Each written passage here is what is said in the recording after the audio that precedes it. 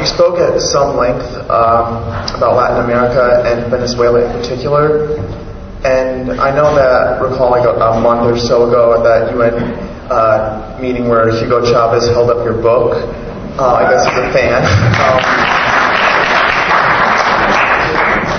Do you have any plans to ever meet Chavez or go visit him, and if so, what do you think, or what are you planning to say to him, or advice you would give?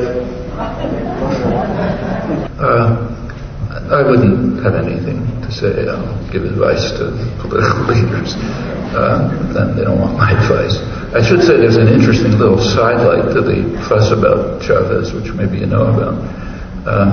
One of the things that was prominently reported was that he said that he was sorry he hadn't been able to meet me before I died. It's actually kind of interesting, because he was talking Spanish, of course, and if you look at the transcript, it's very clear what he said. He said he was sorry he didn't have a chance to meet John Kenneth Galbraith before he died. Okay? But that wouldn't fit the proper image. You know, he's supposed to be a raving lunatic, not talking about a liberal icon. So this is the way it was translated. Well, the New York Times, which published it, was immediately bombarded with letters telling them that's not what he said. And actually 17 days later, if you look, there was a correction hidden beneath an advertisement somewhere. But what was particularly interesting to me was the Latin American press, and in fact the French press, like Le Monde. They can understand Spanish, but they publish the same thing. That's interesting. It's part of the demonization, which is extreme.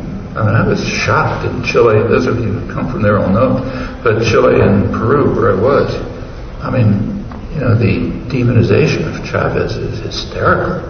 I mean, the Chilean press, to the extent that I saw it, is still, good old-fashioned Pinochet press. It's El Mercurio.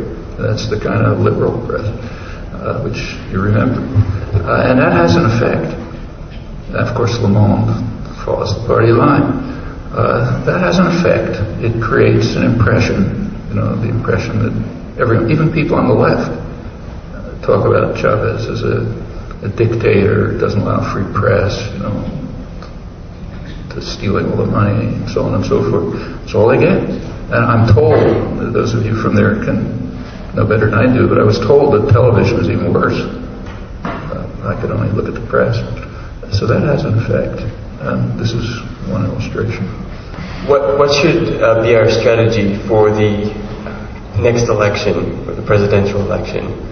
In the United States? Yes. It'll be a catastrophe. But, I don't know exactly which catastrophe, but I mean, one of the problems in the United States is there isn't a genuine opposition party. I mean, in fact, it is kind of interesting. I mentioned the elections in Bolivia, the last two presidential elections, big ones in the Western Hemisphere. The one in Bolivia last December, the one in the United States the year before. Very interesting to compare them. In Bolivia, there was mass popular participation, and it was not just on election day. It was mass popular organizations that had been struggling over these issues and facing real repression, a lot killed for years. The issues were very clear. Everybody knew what the issues were. And people had been engaged in them for years and organized. And there was an election with participation, and people were able to elect someone from their own ranks. Take a look at the U.S. election a year earlier. Two candidates, both born to wealth and political power, went to the same elite university, joined the same secret society where wealthy young men are trained to become rulers, ran on pretty similar programs to the extent that you could even find out what their programs were, and most people didn't know, and were able to run because they were supported by pretty much the same corporate interests. Issues were out of the campaign. There's very careful studies of public opinion in the United States. Most people did not know the stands of the candidates on issues, and it's not because they're stupid. I mean, like, I don't know, maybe you know, what would Kerry stand on, say, health care? He supported it for himself. Pardon? I don't know what he said. You can't find it out. When you read through the literature, they don't say. There's only one thing they say correctly. He was unwilling to support any government program. In fact, it was quite striking. Healthcare is the biggest problem for most people, domestic problem for most people in the United States. I mean, the healthcare system is a total disaster. It's the one privatized system in the industrial world, and therefore has tons of bureaucracy, a lot of administrative costs, profits, ways of trying to keep poor people from getting health care and so on. Has about twice the per capita costs of other industrial countries, and some of the worst health outcomes, like infant mortality in the United States is about the level of Malaysia.